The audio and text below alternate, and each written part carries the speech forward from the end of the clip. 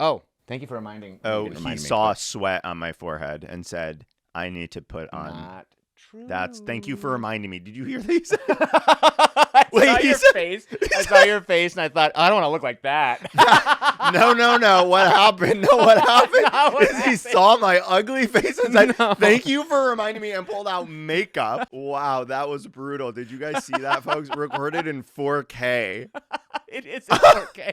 I should be offended. 5, 6, 7, 8. We got Big Theater Kid Energy. Hello and welcome to Big Theater Kid Energy, your least pretentious theater review show. I'm your host, Ryan Garcia. And recently, I went and saw The Notebook at the Pantages, which is running through January 25th with my good friend, Jonny Manganello. Very good. Yes. Some people think my last name's Cakes, but no. No, it's not. That was my adopted name. And I've gotten very good at spelling it. Oh, really? Yeah, because I wasn't sure if there was an A. The manja, that extra A after the G. Manganello. Right, I wasn't sure if that was an E or an A. Do you know Joe Manganello? Yes. So is it G or J? Sorry. It's Manganello. Okay, I failed. No, but you were so close. That's so close. There was only one. You know, I think about that too when I read all the names of the cast members that I loved in it. Yeah. I never look up how to pronounce it. I think that's okay. I just do my best. I do my best I can. You do the best you can. But you were saying about the other Manganello. So Joe Manganello, married to Sofia Vergara. I think they got a divorce. But anyway, he is the hottest man. Like literally, he was like one of like people's hottest men. Like whatever. Like he's hot. He's Magic Mike. Did you ever watch True Blood? That's where I first saw him as a werewolf. Totally. On that, right? I remember he was getting famous when I was like in theater school.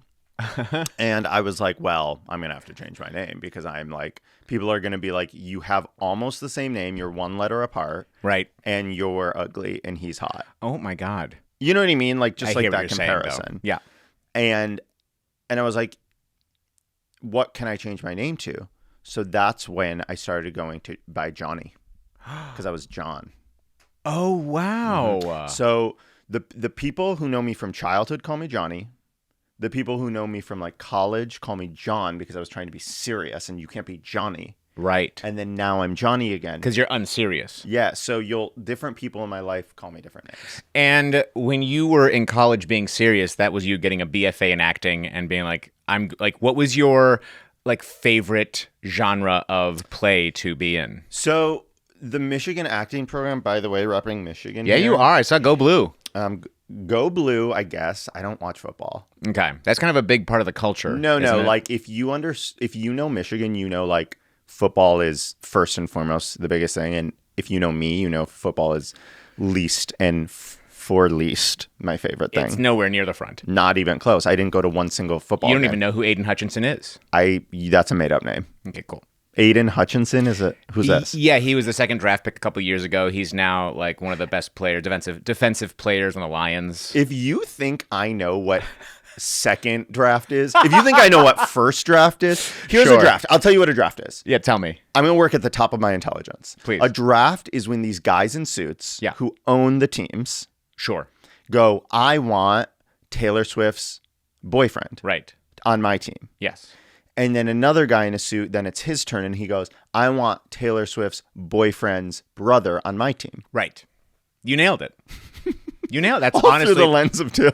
They can only do it through how many degrees of separation from Taylor Swift is this player. Was that the gayest way to describe your acting? I think there's gayer ways, but it's up there. Because you have like a bunch of men bidding on men. Totally. Like I think there's got to be many. That's actually a really good point. You know, that sounds like WeHo on a Friday night. Exactly. Men bidding on men. I want that one. I want that one. They're also like, oh, you want Taylor Swift's boyfriend? Well, I have the pick ahead of you. So what are you going to give me? Right. Which man are you going to give me if I give you this man? Right.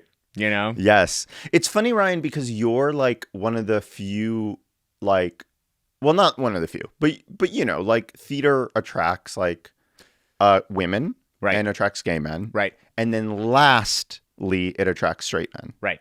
But you are a straight man who's very... I mean, look, you have a podcast. Do you ever feel very like the minority in this community? You know, I do in a lot of ways. Because I do like work with a lot of people in the LGBTQ an LGBTQ like world, especially like in the plays that I'm in. I've done a lot of plays at the LGBT Center. I've done a lot of plays that are LGBTQ like forward.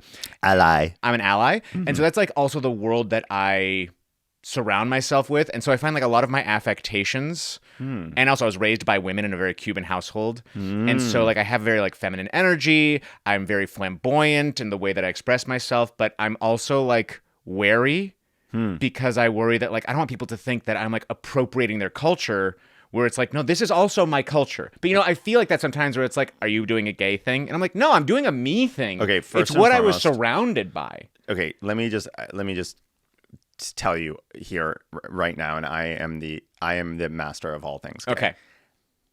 I don't think anyone would think you're appropriating gay culture, and also like no one would look at you and be like, that is anything other than a straight man, which is not like I'm not saying this as like a don't worry. I'm just saying like there's no confusion there as to like what your motivation is. And that's interesting to me because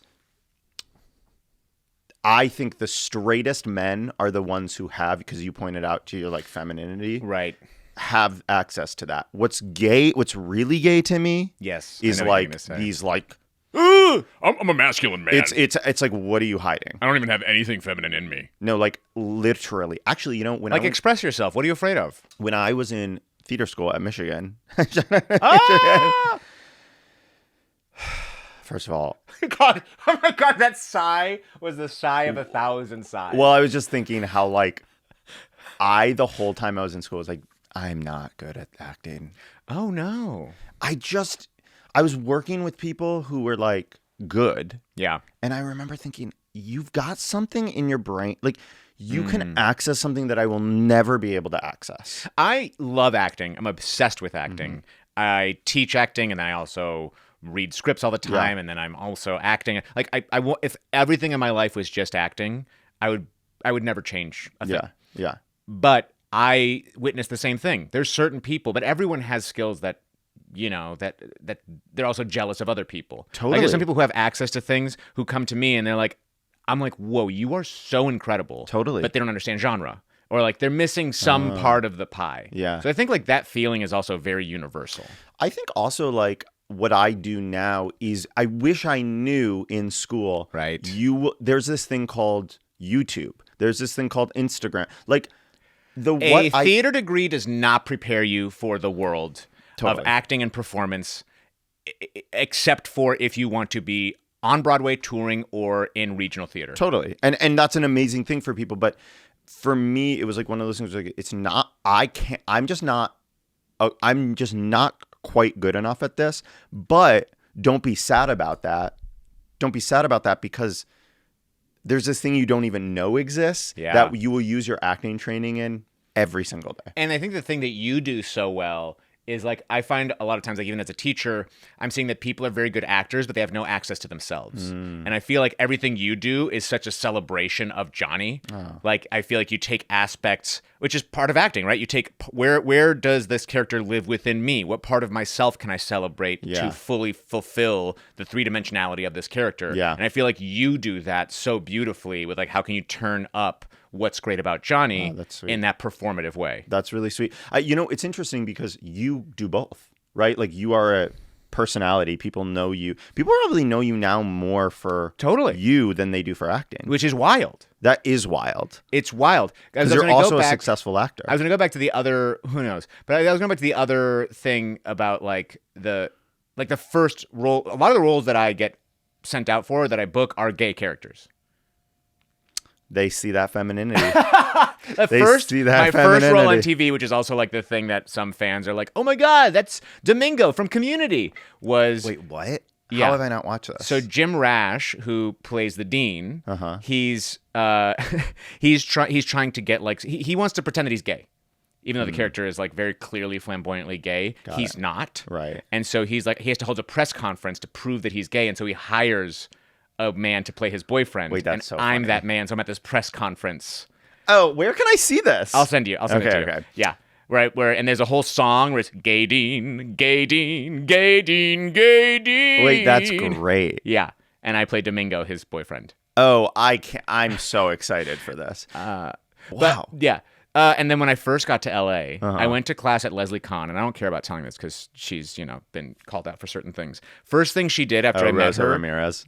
yeah, that whole thing that came out where she's like, whatever. Yeah. She said to me, "Can I talk to you privately? I just want you to know that you come off as gay. I don't care if you are or you're not. You should just know that you do." And I was like, "Oh, okay. I don't really know what to do with that information or if it's helpful at all to me." I also don't agree. Right. It's like, whatever. But that was also 2010. Right. So 15 years ago, maybe that mattered. Well, also, what a strange thing to say to somebody. I was, 22. Yeah. I could not imagine saying that to a person just out of college. Oh, people were acting teachers in like the early aughts and like the 2010s and stuff. They were wildin'. Yeah. We had a class. Well, we had something called the sophomore eval at Michigan. Yeah. Where it wasn't a cut program, which is like, Yeah. they sometimes some programs like DePaul or whatever. Or I don't know if they do that Yeah, I still, think but they did, cut. yeah. They can say you're not welcome back next year. Which This to is me how many crazy. we're gonna have in the class, but it's gonna get pared down each year. So Michigan didn't have a cut program. However, after sophomore year, you do something called sophomore eval, where you like do monologues and scenes, and it's like a big deal. And then they have individual meetings with each student, and they tell you if they think you are the right fit, and you can decide whether or not to stay. Oh my God. And they told things they told us. They would tell women, have you heard of the CCRB, which was our gym on campus? Have you heard of the CCRB? Have you heard of the CCR? You need to lose weight if you want to book this. You want to, like, it's just shit they would never say now. No, that's not okay. No. I remember It them. is wild. Yeah. You remember what? Well, it's trauma. It's not a big deal. But I remember the gay thing for me was a big deal because I was in school before I was in school before like it was cool to like have a thing. Right. Now it's like, actually, you're gay. Cool. It's like you can be Domingo or whatever. Right. It was much more like be a blank canvas. Yes. And if so you're that gay, we can mold you. Yes. And the gay kids just weren't blank canvases. They were pink canvases. Can I tell you, I just had a student come to me like 3 years ago, and they're still dealing with that. Yeah, really? Like they're still pushing that in some colleges. That surprised where it's me. like, you're an ingenue. Stop all this. Let's clean it up. Let's make you something that people can mold. Yeah. And I met her, and I'm like, hey, you've got so much to offer. Let's let your freak flag fly. That's way more interesting. And then she started booking immediately. It's such bad intel. If someone is telling Totally. you to be anything other than what you are, they're missing the point. Also, like, think of any actor you love. Yeah. Most of them are pretty specific. Right. Sorry. It's, not all of them are Johnny Depp and Meryl Streep. No. Like these people who are like, or like Dustin Hoffman, who are like playing all different Totally. types of characters. Totally. Like they're mostly Ryan Reynolds, who's like, you are doing the You're same Ryan thing in Reynolds. every movie. Yeah. In just like different genre styles. Yeah, I completely agree. And we love you for what you do so well. Totally. Yeah, we keep coming back. I mean, yeah, it's silly. But anyway, wow. I haven't thought this much about theater in probably 12 years, Ryan. I love that. And before we get into everything about Notebook, Yeah. was there like a play that you really loved doing? Do you sing as well? So I was always that like the guy who Same. didn't really need to sing, who Same. could like talk sing, like Master of the House and like the Candlestick and Beauty and the Beast, where it's like it's more about, you're not like belting these like crazy like notes or whatever. Totally. Nobody's buying your album, but you are helping push that story along and Yeah. you're bringing joy. A lot of the old men, a lot of like wearing that like fake what do you call it? Hair dye, like the spray can, like gray hair dye, like Oh, that. I did a lot of totally. that. I still do that. You do? Yeah. I did a play at Edinburgh Fringe Festival, and I played a like 80-year-old Oh, man. okay, yeah. So I'm like a talk singer. Yeah, same. So no, I'm not a singer. I can't believe, I was just telling my friend yesterday, I was like, I can't believe like I used to like sing on stage for people Isn't that wild? and like they paid for it. I still get sucked into musicals, and I'm like, no, guys, I know you want, like, I can hold a tune, Yeah. but I don't want to sing. It makes me so uncomfortable. Yeah. I when we left the Notebook the other night, I was like, wait a minute, let me just double check. Can I sing? So I was like singing the songs on the way home. I was like, no, still can't No, sing. I'm not John Cardoza. No, who's John Cardoza? John Cardoza originated the young Noah. Oh, got it. And I saw him in Moulin Rouge. Oh, John. We love John Cardoza. And he's like a very hot thing right now on Broadway. Wait, really? Yeah.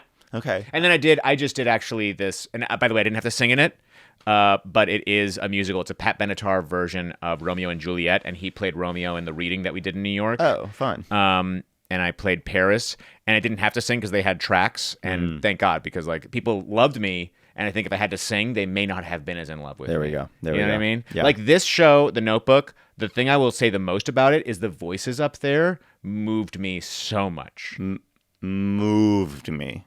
The singing, man, like I went home that night and just listened to the album, and Notebook TikTok pops off. I don't know if you're on it. Yeah. No, I'm not on it. Because the person who originated the role of Middle Alley, Joy Woods, had this viral moment with the song My Days, which is like sort of the 11 Which is what I o'clock listened to on number. repeat on the way home. Oh my Her God. singing that. So it's all over TikTok. And then what happened is other people were like, here's my cover of My Days. So you can be on TikTok for like a year listening to It covers became of the My Days. Hallelujah Jeff Buckley Yeah, exactly. of TikTok. Yeah, that's why like when we were on the red carpet, not to brag, but Ryan got me on the red carpet. The guy asking us like what you're most excited about, I was like, My Days. And you're like, what's that? And I was like, it's the... And you educated me. And you're going to see what that is soon. And one last thing, do you miss acting at all? Like, do you want to be... Like, if you were cast in something, would you go get excited about it? I miss acting. And in fact, I think probably a goal for mine within the next few years is to find my way back. Yes. But I just don't know if I'm good at it anymore. You are.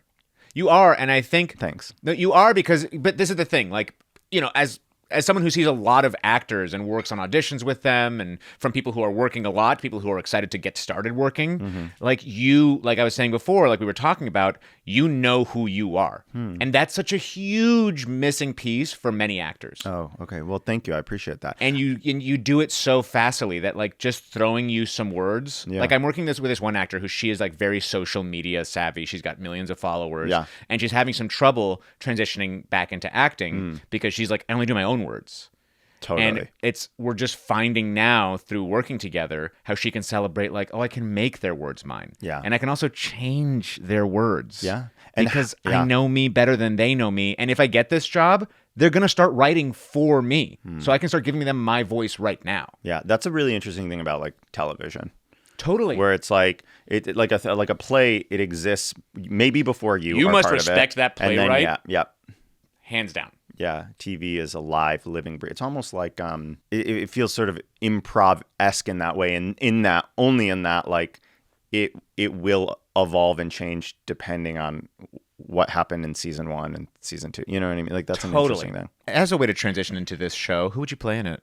Probably, I'm not kidding. Probably Jonny, the bumbling fool, Was the one who's the PT guy? the PT, right? Because he doesn't have to sing. I wasn't going to say anything. He doesn't have to sing, I don't think, or does he sing? I think he sings ensemble, so he's got to be able to sing and do harmonies. And he's like skittish and like a little nervous, but also like saying the wrong thing, putting his foot in the mouth. Like, sorry, I would do that. love to see you play him. Who would you play? I would also probably be battling you for that role. But don't you think you would be like the man? Yeah, but that's like some serious singing. Okay, but in this, Imagine in this imaginary world, yeah, I would love to play Old Noah. Really? I would love. I think this. Okay, so let's talk about this show, and I'll get into why. Yeah. So we watched The Notebook, and it is not necessarily based on the movie. It is based on the novel, The Notebook by Nicholas Sparks, which was because I watched the movie as prep for this, and this is very different from the movie, but both are separate adaptations of the novel. Interesting. I didn't know that. Yeah.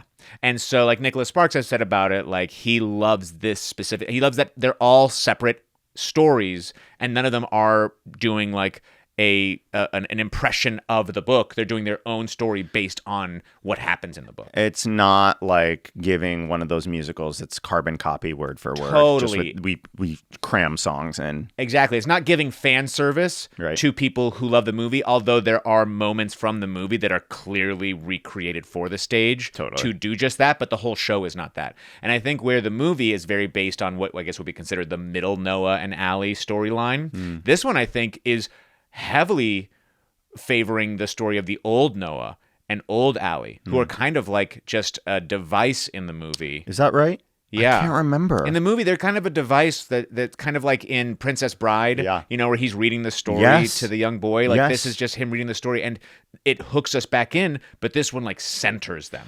I will say that I've had forgotten that about the movie, but I did like in the play how active all three generations were start to finish. It was not one of those like, and then we never see young Noah again. Right. He comes back at bows. And that's what I think one of the things that I loved about this show was apart from the music, which was composed and written by Ingrid Michaelson, which slayed me. But the way that they messed with timelines, I thought was super effective. Yep. I thought that it was actually very smart to make it into 3 parts with young, middle, and old. And then I thought it was genius to also have at one point, and I don't think this is giving anything away, that old Allie says, well, what's happening? Just skip ahead to the good part. Let me know what happened, so that we get a chance to really mess with the timelines and get out of that chronological aspect of their love story. Completely agree. Which was, I thought, so effective. And I really think that that one of the points, like 3 is just a magic number for storytelling, but also it's a magic number for music to be able to have the Noahs and the Alleys have 3-part harmonies together. Yeah. Was such a smart device to make it really work for the stage. Totally. I am a Ingrid Michaelson super fan. You are? Yeah. When the day she followed me on Instagram, not to brag. The day she followed me, I lost my shit. If you watch, okay, you know how I like film like making of cake videos? Yes. Okay. If you were to turn the sound, because I always mute the clips because I'm doing voiceover over them. If you were to turn on the sound, 95% of the time I'm listening to Ingrid Michaelson on my like Alexa. Like literally, she's like always my top on Spotify. I love her. I find her music so like it punches you right in the gut and the heart at the same time.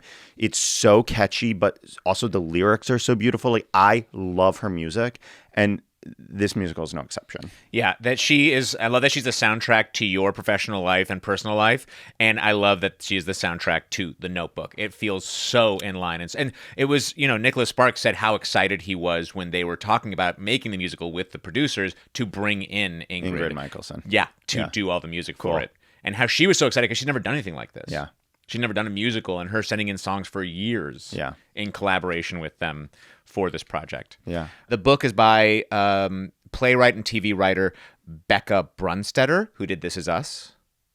She knows how to make people a cry. lot of people like this. They just put together a perfect trio of creators who know how to hook into your heart, break it, and put it back together. Yeah. And it was actually announced to be starting in 2019. Like that's when they were like getting going to make this, and then obviously the pandemic hit. What's the pandemic? So that really slowed things down. But then in 2022, it had its premiere at the Chicago Shakespeare Theatre. Wow. And on Broadway from March of 2024 through December of 2024. Short run. A short run, but this actually brings me to a point that I saw actually on TikTok. TikTok teaches me so much now. But some people were saying, this year, like 2025, there were no musicals that made money on Broadway. But it's kind of a misnomer because many of these shows don't make their money on Broadway. Only a certain percentage, a small percentage of them actually make their money there. They make their money later on royalties and tours and all these other avenues to fund to make that money back. And so to say they didn't make money on Broadway is ridiculous. Like The Notebook is now having such a life after its shorter Broadway run. Right. And I'll tell you what, the people in that house right behind us, Aaron Chalakian, who we met, were sobbing. I heard so many sniffles and sobbing throughout this musical. There's one moment in Act 1 specifically where like it's like a very sad, sort of brutal moment where people, Lost it. I was crying. Like, it's so sad. Yeah. It's also like beautiful and happy, but it's so sad. Yeah. Yeah, you're right. They break your heart and then build it back up. Yeah. Then they do a great job of that. And I think, like, I just need to talk about this cast, too, because I thought I was most in love with the older characters. I thought older Allie... Sharon Catherine Brown. Because she has a really, really tricky role. So tricky. I was thinking the same thing, and she was threading that needle. Yes. Incredibly. And they just sit on stage the whole time. And I'm like, I thought at one point, I'm like, don't they gotta pee? Yeah. Doesn't it, as you get older, you gotta pee more? Exactly. And they're just leaving It these. should be young Allie on It stage. should be young Her Allie stuck on bladder's stage. big and supple. She can take it. She's sitting there kind of watching, doing... I thought the way she portrayed her illness was... Yeah. nuanced, and it seemed like she had done like research. Totally. But then also outside of that whole element, she was just like, you cared about her, and she was fabulous. Yeah, I thought she was great. Her arc, her moments of lucidity that would pop through Yeah. that was, I think, some of the stuff that was most moving outside of the singing. And Bo Gravit, who played older Noah, Yeah. like I felt from the moment he sat on stage, I was like, oh, we're in good hands. Isn't that nice when an actor walks on stage? You go, I feel great. Yeah. I'm chill. I'm not worried. I'm calm. And I think one thing that they do that's so genius with that is he just comes out in silence and just sits and experiences the world for a second. It's not like popping out and being like, hey, everybody, okay, welcome to our musical. Yeah. I'm old Noah. He was just Totally. like, Yeah. sat in it, lived in it. Like I want to see him do so much. Yeah. I want to watch him do Shakespeare. Yeah. I want to watch him do this show again. Yeah. Like really, really expert. I also thought he was a good example of like how music needs to make you feel something, because listen, he definitely can sing. I'm not saying he's not a good more singer. than that. It's more than his ability. But I don't remember his like how his technical singing skills were, and maybe maybe he didn't have as big of a song or a moment or whatever as some of the other characters. But when he sang, I leaned in because I cared. Totally. If it was a little gruff or I don't want to insult this guy because he was really talented. I don't think you're insulting him. I think you're saying what is true, which is by the way, he's up there because he can sing. Yeah, exactly. But it's less important, your singing ability, than your ability to connect to story. I just saw Joni Mitchell at the Hollywood Bowl, or recently saw her at the Hollywood Bowl. And listen, like, is her voice technically as good as like someone like younger and more like in the height of their career? Sure. No. But was it the most I've ever felt in a live concert in my life? Yes. Like, I felt more emotion. Look, my wife is a huge Swiftie. Yeah. And she will agree with me that like Taylor Swift is not the greatest singer. Oh, you in danger, girl. In the world. She's not the greatest, but she's not like the technically, Swifties are coming for Big Theater Kid Energy. Everyone will agree. Technically, she's not like the best singer in the world. She's a very good singer, but it's her storytelling, it's her writing, it's her ability to connect with her storytelling. Like it's her, that she lives the song. Yeah. That's more important than her technical ability. Yeah. And also Ann Tolpkin. Or Tolpagen. Who's this? She's the one who played the nurse and also Mother. I think for me, standout. Isn't it great when these smaller roles just like you think about them when you leave the theater? Yes. When they just like crush the role. Yes. The comedic timing. She got the biggest laugh of the show. And it could have been just a blah Just roll. a line and just a blah roll, and she mined it for everything it had. I agree. And she had the best line on the show when she talked about living in the forest that crushed in a way that like it made me feel like, are we in a comedy now? Yeah. I think we're in a comedy now. Yeah. That was funny. Unreal. Yeah. God, it was a good. She made a mountain out of a molehill. Yes. In a very positive way. Totally. And I think where this show really does center around those characters much more than the movie, which the movie doesn't like ignore them. They're definitely a part of it, but they're not like our most important thing. The difference is, I think, with this and the movie is like the love story is not a sure thing in the movie. It feels like in this one, the moment that young Noah and young Allie see each other, they're like, I want you and I love you and I have doe-eyed, and it felt very like, this is musical theater. Yes. This is how we have our young lovers in musical theater. Yes. They see each other for the first time and their eyes become big hearts that pop out of their heads. It was giving Romeo and Juliet. Totally. Like, we met and love at first sight. And the other characters, like, it felt a little bit also like, not that the movie is very adult, like I think it's accessible, it's like can be family viewing, but this one felt like we were like, how can we take that and make it even more family friendly? Yeah. Because in the movie, like in the play, they make it a little bit more obvious where it's like, I love her. Oh, good luck with her. She wipes her eyes with dollar bills. Yeah. And she says, oh my gosh, who's that? He works in the lumber yard. Forget about him. It'll never work. Yeah. Yeah. Like we tell them exactly like what the story is. He's rich. He's poor. She's rich. Yeah. They can never work. Yeah. Where in the movie, she's like, I got a boyfriend. What do you want from me? Back off. You're hot, but you're not that hot. Right.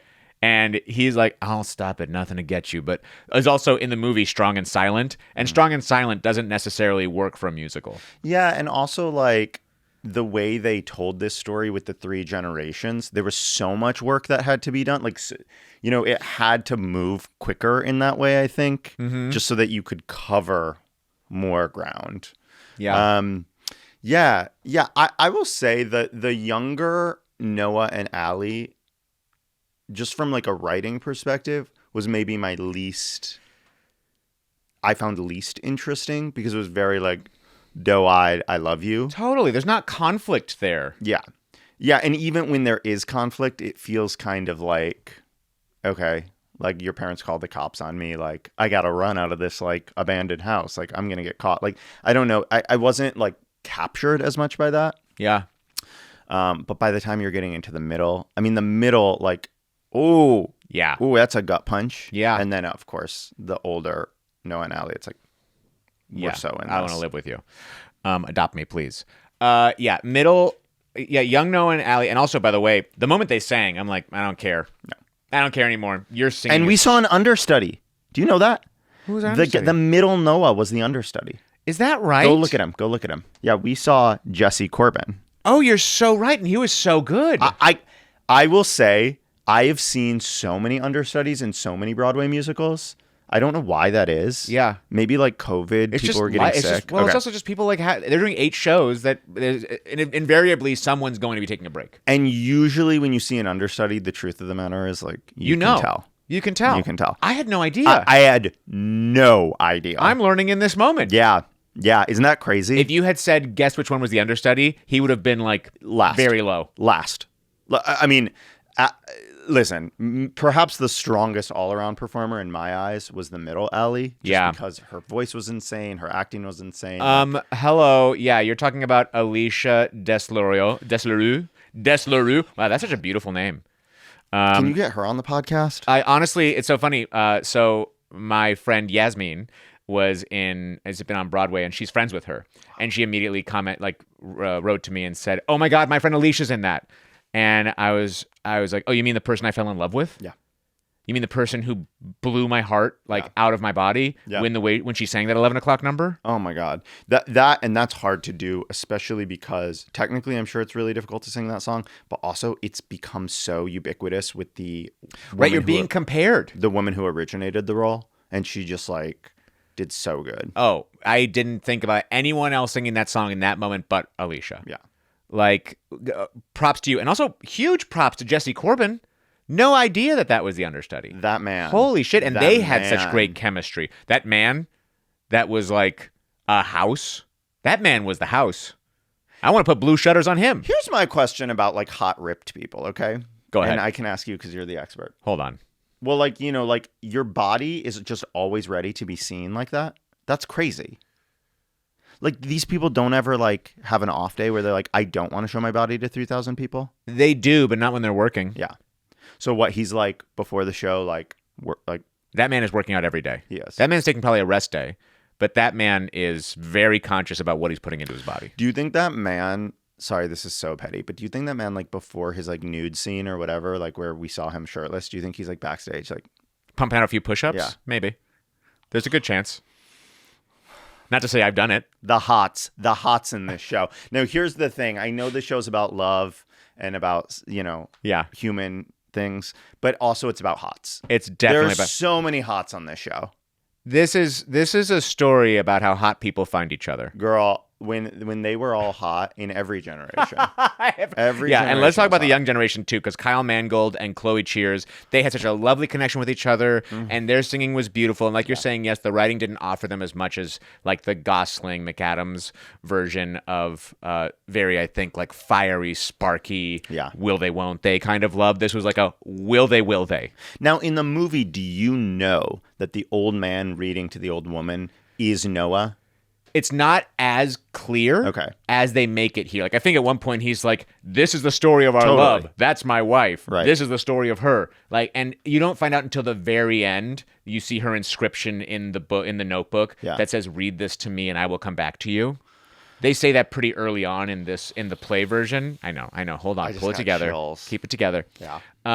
So I think you figure it out pretty quickly, but they don't serve it to you. Okay. And let's talk about the role that you would play, which is Conrad Richardson, who played that physical therapist. Who was so good. He was getting so many laughs just like reading that little notebook to himself as he crossed the stage. Yep. And I also really want to talk about Father, which is Jerome Harmon Hardman. Harmon Hardman.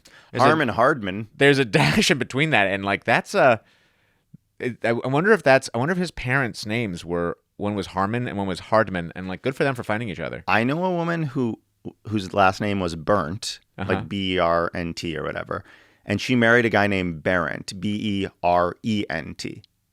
She added one letter, and she changed it. She was like, she's like Mandela affecting herself with that whole like Berenstein Bears no, thing. Exactly. Like, well, how did you spell your last name? Yeah. It's always been this, honey. Yeah. But Jerome was so good as Father. And then he also came in as their son, which was interesting. But then he also was like constantly crossing. He was just like a person who worked at the hospital who would just cross the stage, and he would have little like moments to himself, just creating environment for us. Yeah. I was like, man, that's like a thankless role.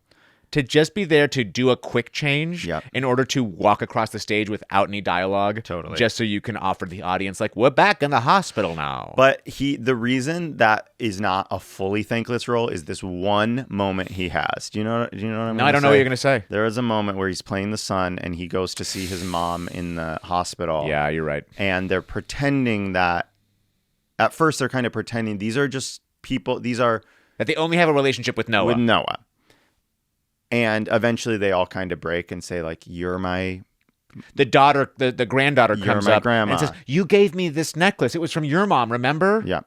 But there's this moment where the mom, I think, tells her son to go away or doesn't remember her son or whatever. And he just, like, has this, like, no lines. He just has this look. And I hear someone behind me go... I was like, I get it. It was like this beautiful one singular moment. Yeah, no, he did, and he nailed that so much. In the movie, I guess there's just more you can do subtly with film than you can with plays, but it's so beautiful in the movie. Like, everyone's playing along, and you can see how it hurts them, but the one grandson is too young to understand, so he goes up and like runs up and hugs her. And that's like a little key into, like, he doesn't know the game they're playing. Right. He doesn't know how to play that game. He's just like, that's grandma. Right. And it's heartbreaking. It is heartbreaking. There were some questions I had, and once I understood that it was an adaptation of the book and not of the movie, I kind of made sense of why they did these changes. And I don't know the book, so maybe they're more true to it. Yeah. But one that's not is they moved it from the 1940s to the 1960s. Yeah. Which I don't know why. I think they wanted.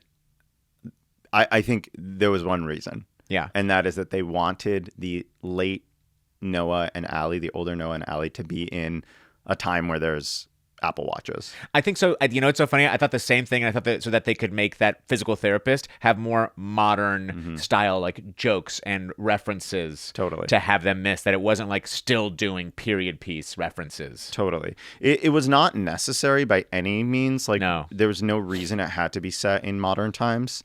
But I also think it kind of worked because, you know, he still fought in a war. It's still now, the association with that war is very different from Vietnam and World War II. That's true. World War II is like, no, I'm going to protect people. I'm like going to be very patriotic. They attacked Japan. They attacked Pearl Harbor. Japan did. And Vietnam, he was drafted, and he had very negative feelings about having been in the war. Yeah. So like that changed, and they didn't really touch on it. They just kind of like said that exists. Yeah. But yeah, it was just an interesting choice. But I think why they did it is exactly what you're saying. Yeah. They just wanted to modernize the current Noah and Allie. It felt kind of like they know tourists are going to see the show in New York, and it's kind of weird to not have it be set in a time that an average theater goer. Sorry, this is, you want to talk about most pretentious take? But I do believe it was, sorry, I think it's like a modern audience is more likely to feel like, sure. I think you're 100% right. Yeah. I don't think that's pretentious. I think that's actually not pretentious. That's talking about how we going to sell ticks. Right. I also have, just like a few little things that rubbed me. Let's hear it. So a couple of shows I've seen, like Come From Away, I just saw it at La Mirada, and everyone in it was playing instruments. Yeah. I actually had a friend who was in it who she's like, I kind of play piano. Yeah. So they gave her all this piano to learn and memorize Gwen Hollander, Schrader, because she can't have her sheet music there. Sure. And so she spent the very short rehearsal period drilling piano. Okay. And all of them were like picking up guitars, picking up banjos. One person picked up a triangle. But they play their instruments. In this one, I don't like seeing instruments on stage that are being fake played. A ukulele and a guitar, like, we don't need it. If we're not going to play it, I just wouldn't want it there. I'm going to be honest. I didn't even clock that they were being fake played. And maybe it's because I'm so pedantic, but I was like hyper focused on their hand movements and what they were doing. I'm like, why do we do this? Yeah. No. That does that's my problem. Usually bother me though. Yeah. When it's like, Yeah. you know, like, babe, you don't know how to play. Come that. Yeah. You're right. They should have learned a couple notes at least. Like learn a chord. Yeah. It wasn't like complex stuff they No. were playing. Now tell me if I'm wrong, but I didn't hear it. In the movie, Allie says to Noah, I would like to live in a white house with blue shutters. Okay. And then he makes her the house. Yeah. With a white house and a blue shutters. Yeah. And she discovers that. In the musical, he said, I want to have a white house with blue shutters. Interesting. And then she's like, oh, wow, you built our house. Yeah. But like, you kind of also just built your house. I knew that they wanted White House blue shutters, but I don't remember, or blue shutters on the house. I didn't remember who brought it up. I think it's so much stronger for her to bring that up and for him to bring it up, because then she's like discovering he did the thing he said he was going to do. Well, and that is the reason she goes to find him later, because she sees in the paper he built his house with blue shutters, and she thought this guy was ignoring her. Yeah. He never sent her letters during the war because her mother hid them. And how much So the stronger blue is it shutters- to discover that he did that and it was what you wanted? It was it was come to me. Yeah. He was saying, find me. Yeah. I just think it's stronger if she tells him that's what she wants and he I does agree. that. I didn't even, yeah. And then this is also so small, but I think I totally understand why they did this one. But in the movie, she goes to her fiance and says, I need some time off. Yeah. James Marsden plays her fiance in the movie, Which it's like, he's so lovable and likable, and we'd be happy with them ending up together. Totally. But she goes to him and says, I need some time away. In the play, he catches her packing. Yes. And she has to admit it. Yes. Which I'm like, oh, we actually modernized the time. Yes. But we demodernized the woman. The woman had less agency. Exactly. That's interesting. Yeah. I thought in general, if we're talking about critiques of the show, I just wanted more Lon. He was Me too. He was basically, what we got from him was like, this guy tells shitty jokes. You know what I mean? One dinner scene. Like, he's just kind of like a nothing burger. Whereas I think it's a much more difficult, but ultimately stronger dynamic if you don't hate this guy. Yeah. If he's not just like nothing to you. And that creates more conflict of like, who do I choose? Because he's also great. Yeah. I actually think I really wish the musical had leaned into that push-pull a little bit more, because it was so, first of all, you know how it ends. Yep. You know she ends up with Noah. So if we know that, can't we have a little bit of like tension as to why this was the right choice? To me, it was just so obviously the right choice. That's what I mean about them kind of like, look, this was about the older couple and the gorgeous music. Yes. And Yes. I get that. Yes. But it doesn't mean that we have to take away from the beautiful love story. Yeah. And how it was like we weren't sure if it was going to work out, which means when it does work out, it's that much more delicious. I agree. My biggest critique was that I felt like we kind of struck the same note a few too many times. And that note was, I need help remembering this love.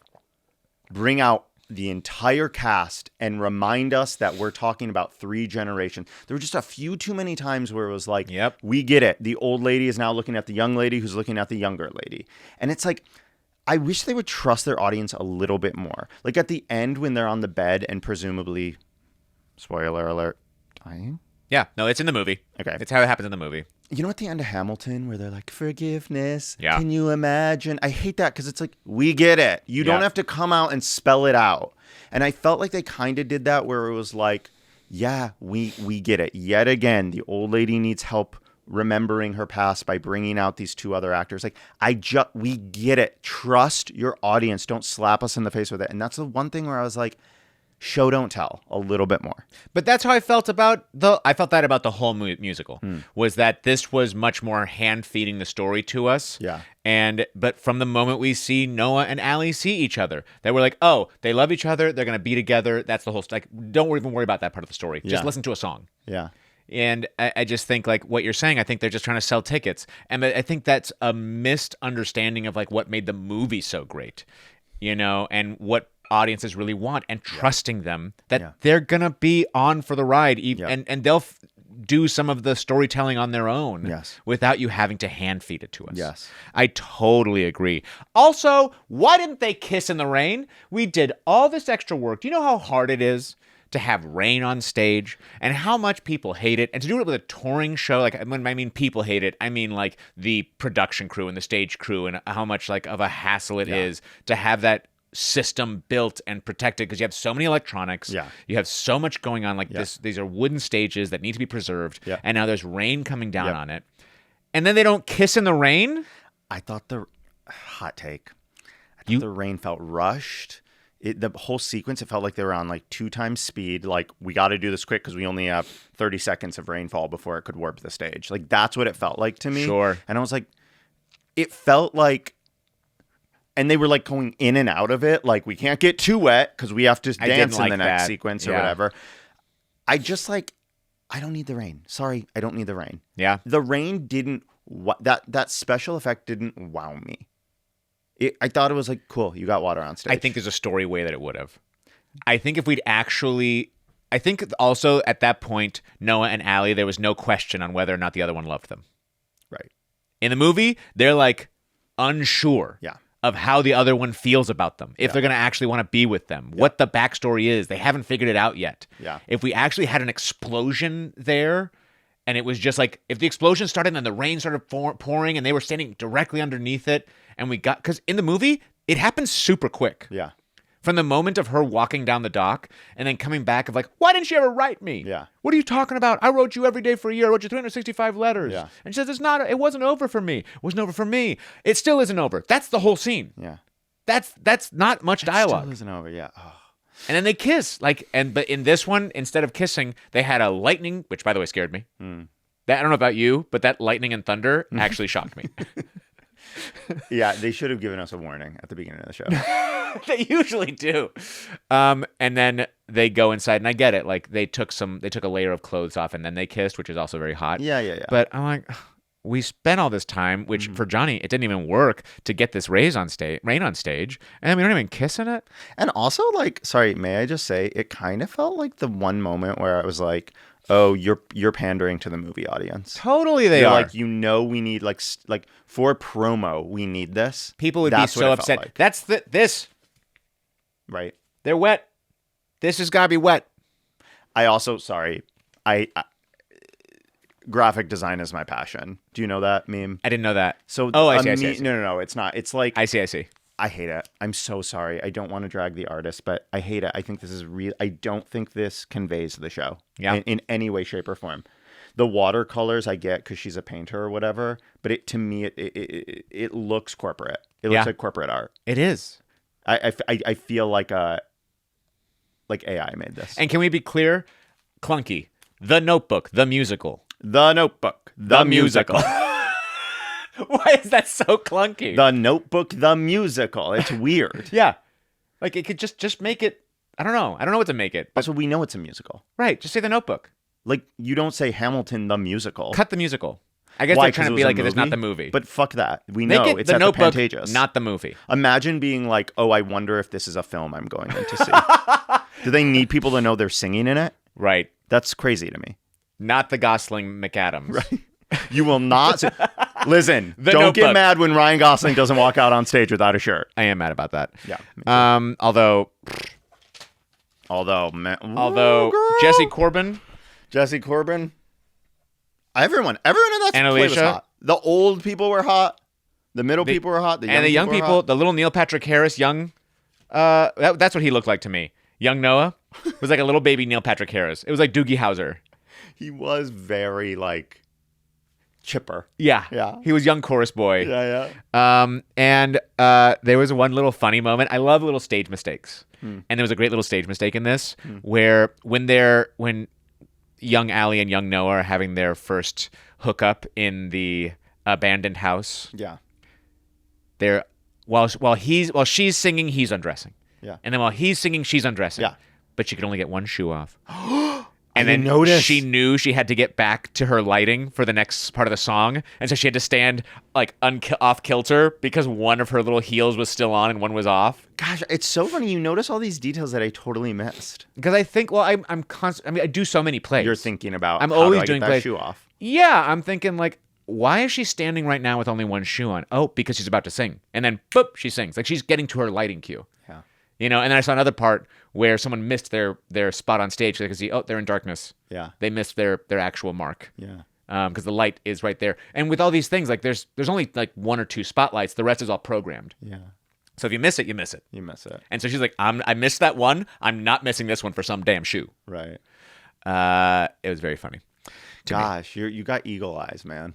Also, we were really close. I'm watching the wrong stuff, Johnny. I should be like lost in the story, but instead I'm like watching this shoe get stuck. You're like, how technically is she going to get off stage, do the quick change, come back on stage? Yeah. And I was thinking, and then when she came back on, she had both her shoes off and she had to put them both back on. That's and I'm funny. like, yeah, I know what you did the moment you got off stage. We know what you did. Yeah, overall, I just think I understand why they made this a little bit more basic. They're trying to like just give you the rain moment, give you the Notebook story. I like wins for this show, making the elder story the most important story. I think that's Absolutely. actually pretty cool. I do too. And I appreciate them for doing that. I wish they hadn't done it at the expense of the younger love story, which then instead just lost a little bit of its oomph. Yeah, I agree. But it still succeeded with that 11 o'clock hour. Is it My Days? Yeah. My Days. Alicia Deslereau. Alicia Deslereau. Yeah, great job. You are something special. Yeah. Like that was unbelievable. Yeah. But again, overall, I think it was really effective. It was clearly very effective for the people around me. Oh, by the way, we haven't even talked about this.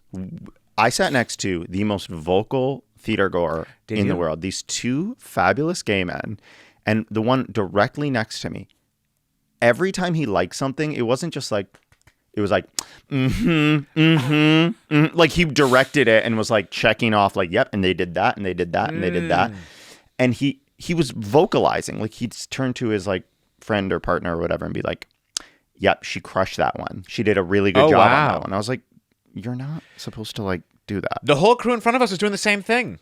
At one point, they knew the crying moment was coming, and they were passing around tissues like, She goes, do you need another? you're going to need this. Babe, you're front row. Here you go. Yeah, I know. It was like the Real Housewives of Beverly Hills. It felt very much They're like, we paid for these seats, no, and we will be seriously. vocal if we want to. Oh, they were not there on the Pantages. A little bit of theater etiquette is appreciated, but I think of all the places in LA, I'd say the Pantages is probably the place where theater etiquette is most thrown out the window. Sure. Why? Most people that don't actually see much theater or Yeah, care yeah. about theater, that are going there for the big hits. Yeah. And also tourists. Yeah. That are coming through and they're like, what are we going to do in LA? Let's go to a show at the Pantages. Yeah. You know, so sure, I wish that it wasn't the case, but I think the least amount of theater etiquette happens in that. You know what I thought was odd? They had Nicholas Sparks, Ingrid Michaelson, and I forget the woman The who... co-director. Yeah. And her, the book writer. And the book writer come out and basically say, like, tell all your friends, bring them to this show. And I was like, is this normal, or are they having trouble selling the 3,000 seat? The first time I've seen it. I thought that was really interesting. It felt like we need people to come to this show. Yeah. And I was like, oh, I wonder if The Notebook is not selling well. Maybe it's not. It's crazy because everyone loves the movie. Everyone loves the movie. But again, this is missing. Go and see it. And tell me if you think it's missing that part. I mean, it's just fully, the thing is, fully emotion porn. Like this, and that is The Notebook, and that's okay. I love that about it. Yeah. But man, they're like, we're just going to make you feel all your feelings. Yep. And it's just emotional overload. And it's almost like it's in your face in that way, where it's not giving you a chance to experience any of it. No. It's forcing you to feel it. And I don't even say that as a critique. The reason I bring it up now is because, to me, this is the easiest show to sell. Yeah. It's based on IP that everyone loves. It's a musical. It's got a notable composer who, you know, people love, like sad girl music people love. So I wonder if it's not selling, and I wonder. You know, why. I do wonder. There's something about it being post holidays, Yeah. where it's like people have just spent a ton of money, and That's now a they're good gonna go and spend money doing this. Like, no, I'm focusing on being healthy. I'm focusing on my resolutions. I'm not focusing on spending money and going and seeing theater. Yeah, You it's know? also a bleak time in LA. Like a lot of people. Did you read that article, the Variety article? Which one? About this week came out about everyone leaving LA. Wow. I got the Cliff Notes from my boyfriend. I don't want to read the whole thing because I'm like too depressed about it. But yeah, I mean, it's a tough time. Like I understand why people aren't spending like upwards of $100 on a ticket. So if you want to see this and you're feeling like I'm not doing that, there's Rush tickets available. They have like $40, $35 Rush You tickets go all the time. Day of. Or like they have like links online that they'll put on their Instagram. So if you follow Pantages or Broadway and good to know. Hollywood, you can like go on there and click Rush tickets. And that's how my buddy David, he always gets the lottery or the Rush tickets. And Cool. David Abbott. Yep. We have so many common friends, and All most the of them theater Michigan. gay or All the theater gays. No, you said it. It's too late, Johnny. We have a lot of friends because we're both theater gays. Right, Johnny?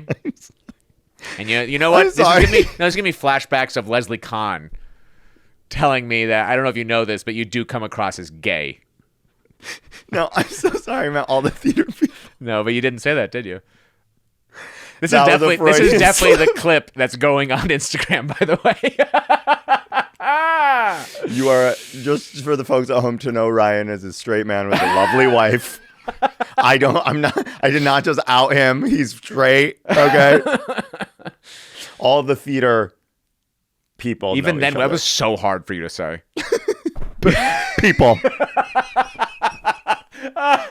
Oh, Johnny, that's a perfect place to leave this. There we go. Do you have anything to promote? Yep. Do it. Brush your teeth like the full 2 minutes every night. Seriously. Flossing is super important. I'm trying to promote like general Health. oral health. Yeah.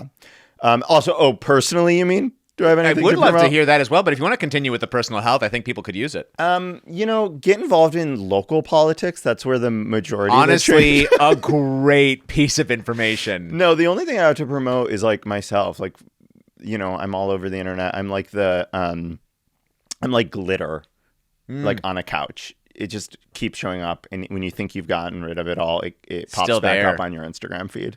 I love I don't know, I know you did this like a while ago, but your stuff with Kevin from State Farm. Yeah. I was actually in acting class with him Oh. before he booked that gig, and I knew Wow. him, Kevin Miles. And I know, and then now he's got that. But we both had an in-person audition beginning of last year, which, by the way, was my only in-person theatrical audition last year because they just don't happen. It's all. But we both came dressed in the exact same outfit, but different colors. Were you dressed as Jake from State Farm? Yeah, we both had red Khakis and red. polos. Yeah, the audition was for Jake from State Farm. and I guess we got it. Oh, you got it. Darn. No. Yeah, go follow at Jonny Cakes. The Jonny Cakes. You can follow at Jonny Cakes. It's a guy in Wisconsin who's like a farmer. Right, but I you're think. the Jonny Cakes. I'm the Jonny Cakes. Yeah, no H. No H. At the Jonny Cakes, not John Cakes. That's only for when he does real theater. That's when I get. Thank you for having me, and thank you so much for taking me to this show. I'm so happy that you came. Yeah, it it was was such really a fun good. time. Oh, yeah. And our shots from the red carpet look really good. Mama, the red carpet.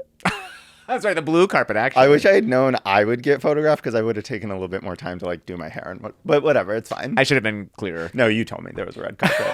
I did actually You say did. that, I didn't was I? just like, I don't know how to dress up. Yeah. You know? And they should subscribe to your YouTube as well, probably. Oh, God, you better. I want to have Ryan on it. Yeah, I want to come on. I'll come make you like protein shakes or whatever you like to eat. And now we're going to get off the mic, and Johnny's going to tell me a real story that was too hot for this show. Yeah. Sorry, folks. Sorry, but a little too spicy. A We little too can't make spicy. anybody mad.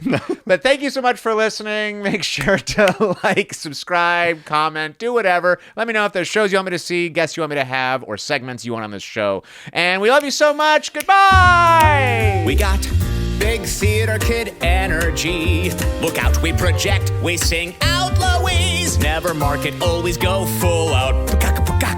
John Patrick Shanley never had a doubt. Our voices are warm, then kicks are high. We've got perfect form. We say thank you, five. Grab your prop, charge all the glow take. Curtains going up. 5, 6, 7, 8. We got